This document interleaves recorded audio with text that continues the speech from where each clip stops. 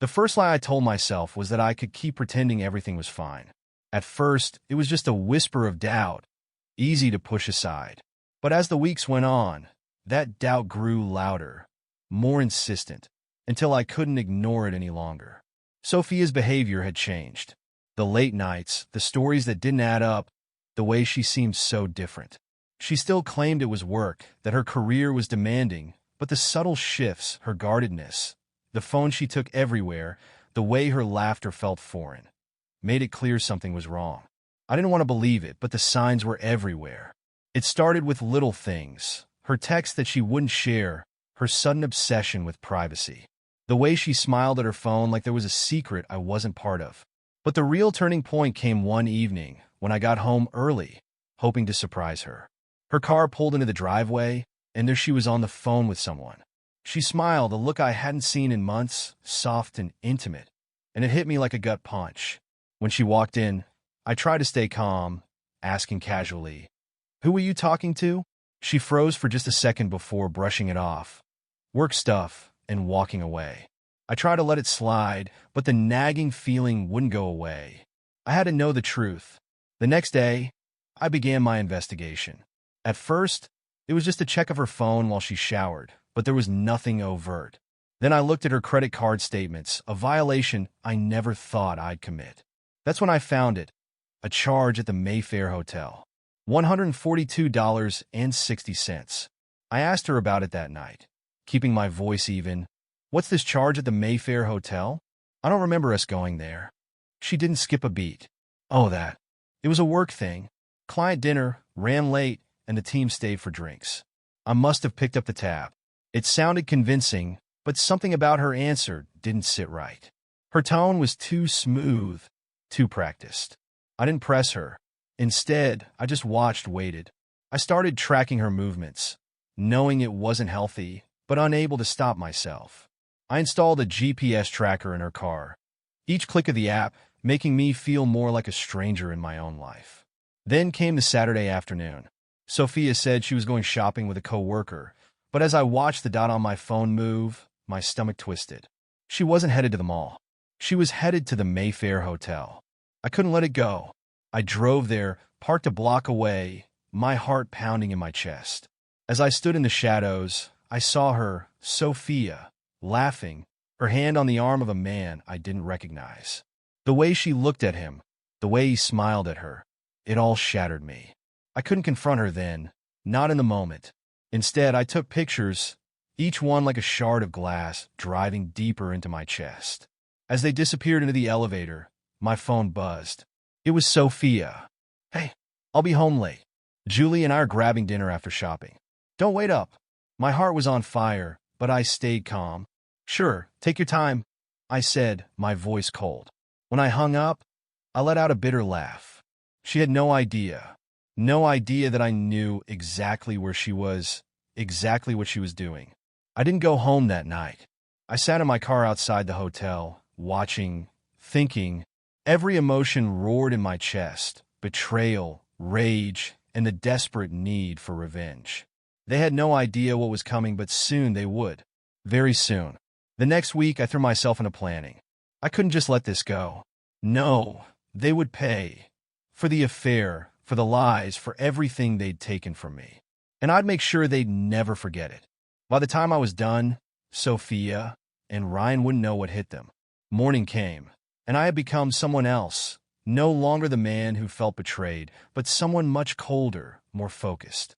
The pain of her betrayal had transformed into something dark and calculated. No more tears, no more rage, just a plan. They thought they could play me, think I wouldn't notice, that I wouldn't fight back. Soon, they'd learn how wrong they were. The first step was isolation. I needed to make Sophia feel like her life was falling apart, one small piece at a time. The changes had to be subtle, almost imperceptible. They wouldn't suspect me at first, but that would change. I started with her closet. While she was at work, I took the things that mattered most to her. A red scarf she always wore in the winter, gone. A bracelet her mother gave her, disappeared. A pair of expensive designer heels, missing. Not all at once, though. That would be too obvious. Just enough to make her doubt herself. to make her start wondering if she was losing her mind. That evening, she stood in front of the mirror, her frown deepening as she searched for the bracelet. "Have you seen my bracelet? The one Mom gave me?" she asked. I shrugged, keeping my face neutral. "Nope. Maybe you misplaced it." She didn't press the issue. Not yet. That night, I swapped out her favorite perfume with a cheap drugstore cologne. The next morning, I watched as she sprayed it on, her nose wrinkling with confusion. "Must be a bad batch," she muttered, tossing the bottle in the trash. She didn't know it yet, but this was just the beginning. Next, I focused on her lover, Ryan. He needed to feel the pressure too. I'd done my homework on him. Small marketing firm downtown, easy enough to find his office address. A quick email from an anonymous account, and the first seeds of doubt were planted. I attached one of the photos I'd taken of him and Sophia at the Mayfair Hotel with a simple subject line. "Are your employees representing your company values?" No name, no explanation, just a photo. A few days later, Sophia came home on edge. "Ryan's been acting weird," she said, tossing her bag on the couch. "He says someone's been spreading rumors about him at work." I raised an eyebrow, feigning interest. "Really? Any idea who?" She bit her lip. "No. He's paranoid about everything now. Keeps saying someone's watching him." I nodded, sympathetic on the surface, but inside I was grinning. It was time to turn the screw a little tighter. That night, I waited until she fell asleep and unlocked her phone. She used the same passcode for everything, a combination of our anniversary and her birth year. Too easy. I sent a text to Ryan from her phone. "I think Ethan knows. We need to stop this." Then I deleted the message and turned off her phone. The next morning, I turned it back on while she was showering, leaving it where she'd find it. "What's this?" she muttered, staring at the screen. I feigned ignorance. "What do you mean he knows? Did he say something?" I asked, barely concealing my satisfaction.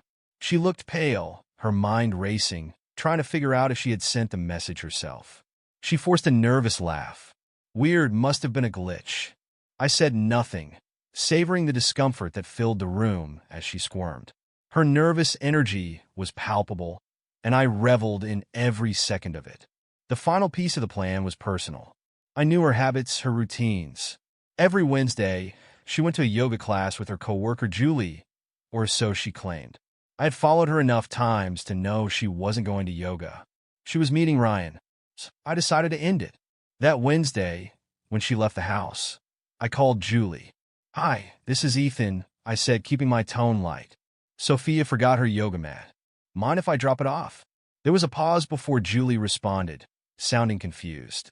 "Yoga mat. Sophia hasn't been to class in weeks." I hung up, feeling the satisfaction of the plan coming together.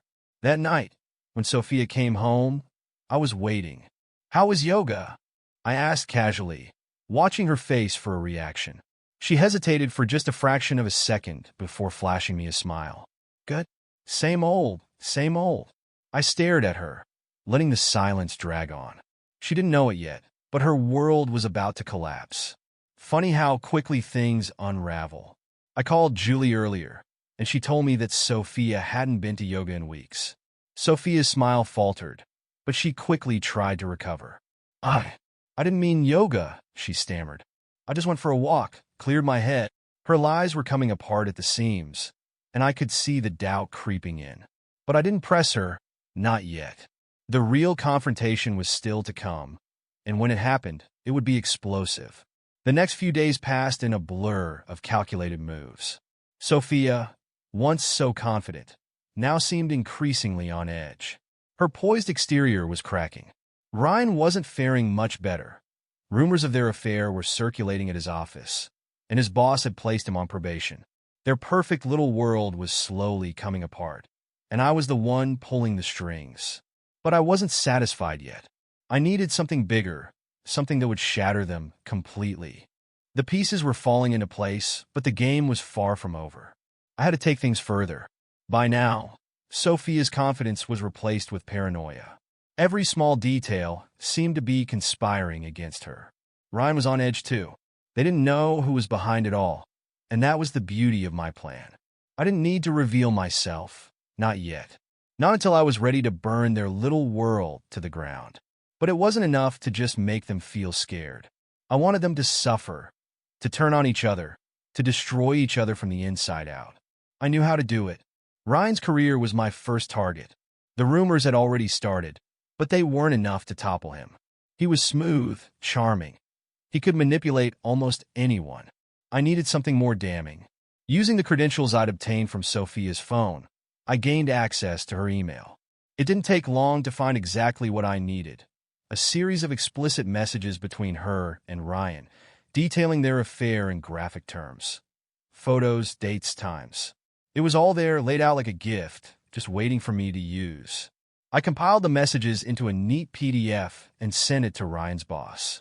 This time, I didn't bother with the anonymous email. I signed it with his name, making it look as though Ryan had sent the file to himself by mistake. The fallout was swift.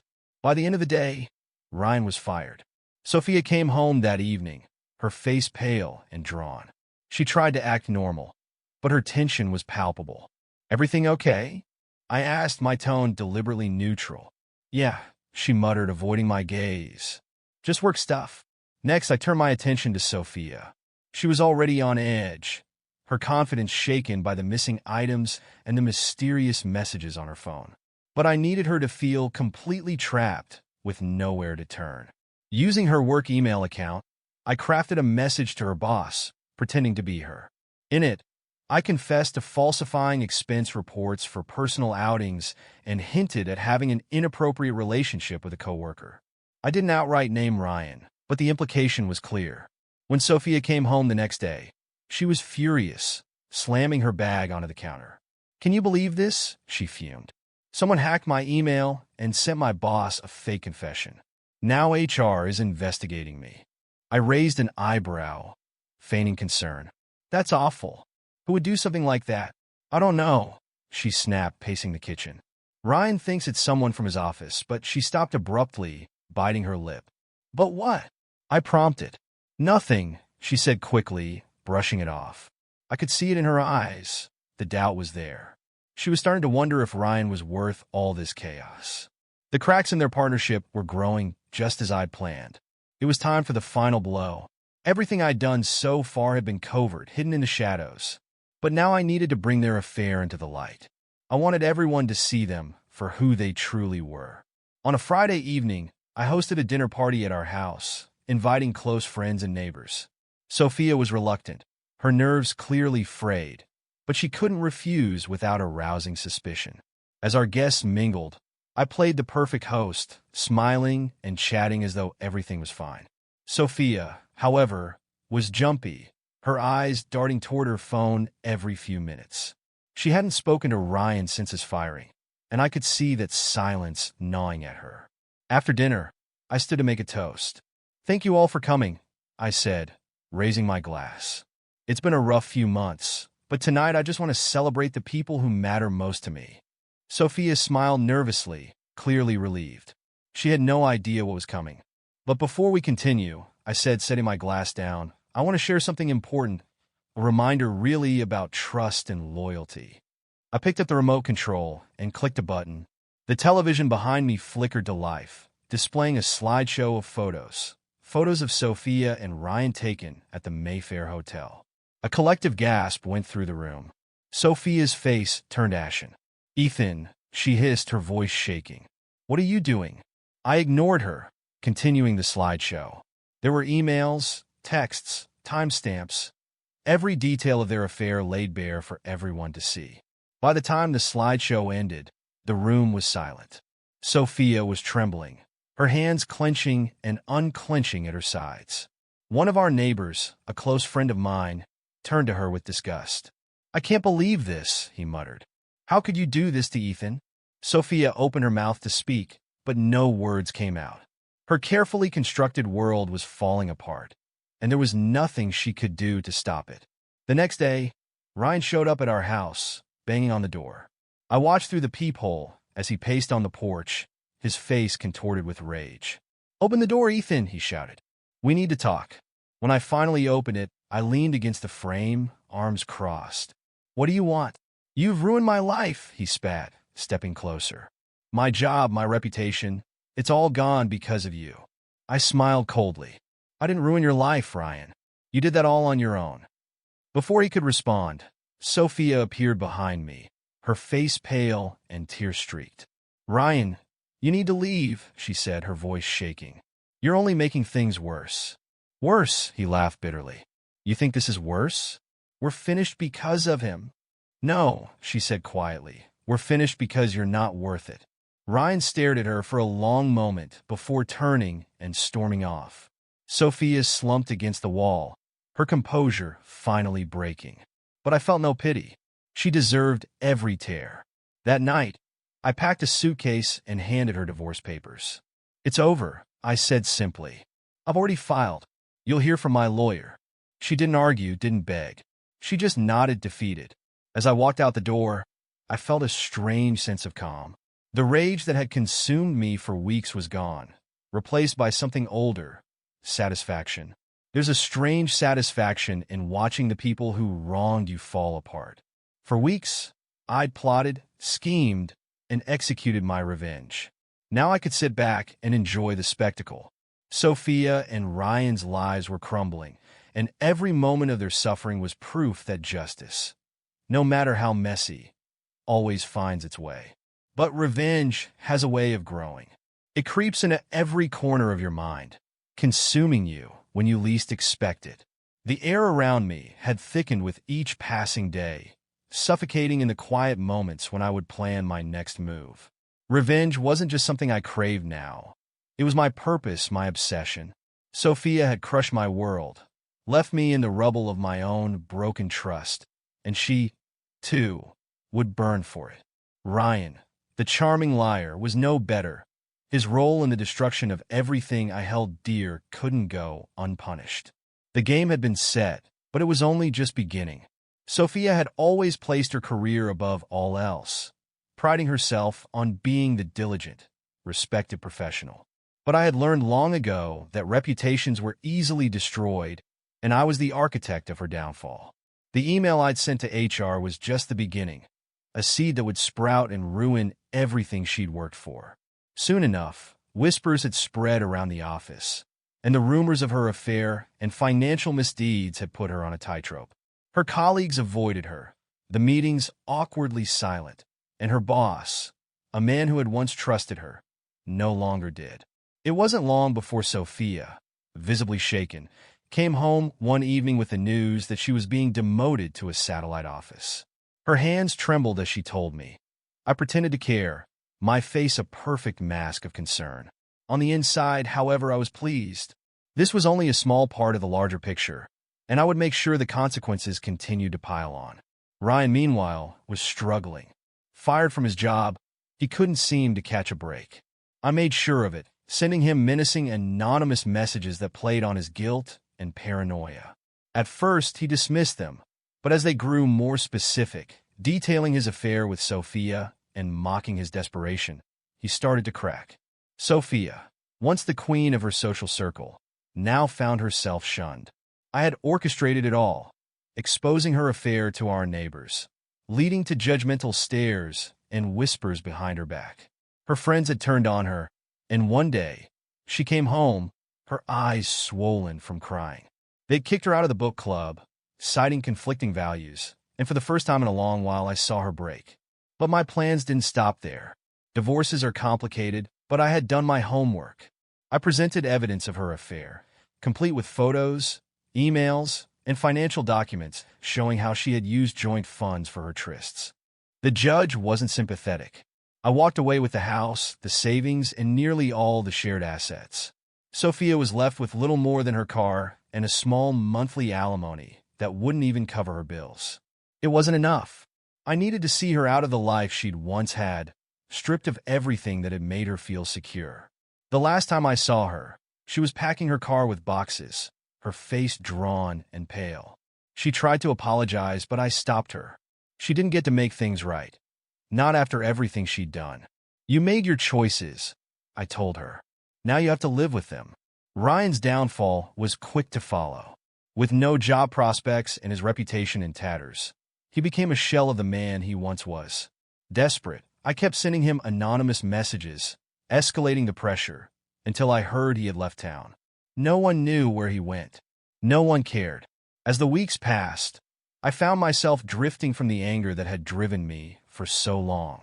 The house I had once filled with memories of Sophia and our life together felt empty now. I thought about what I'd done, how I had destroyed their lives, but was it worth it?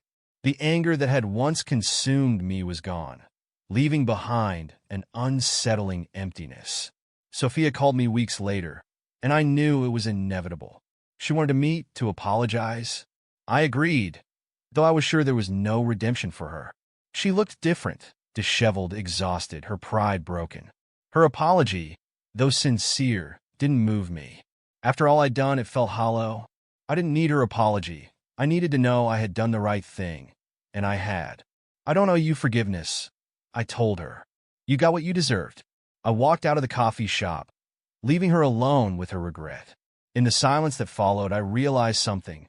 Revenge hadn't just consumed Sophia and Ryan. It had consumed me too. But now, finally, I was ready to let go. Over time, I rebuilt my life. I focused on myself, reconnected with family, and cleared the house of anything that reminded me of the past. My sister Maggie welcomed me back with open arms, and I started to feel peace again. I even heard bits and pieces about Sophia. She had struggled to find work, her reputation following her, and she was living in a small apartment, far from the life she had once known. Ryan had vanished completely, and I felt no desire to track him down. For the first time in months, I sat on my back porch, savoring the peace I had longed for. The weight of my actions had finally lifted, and though I would never forget the pain they caused me, I was ready to move on. It wasn't about forgiveness, it was about reclaiming my future, and that was something no one could take from me.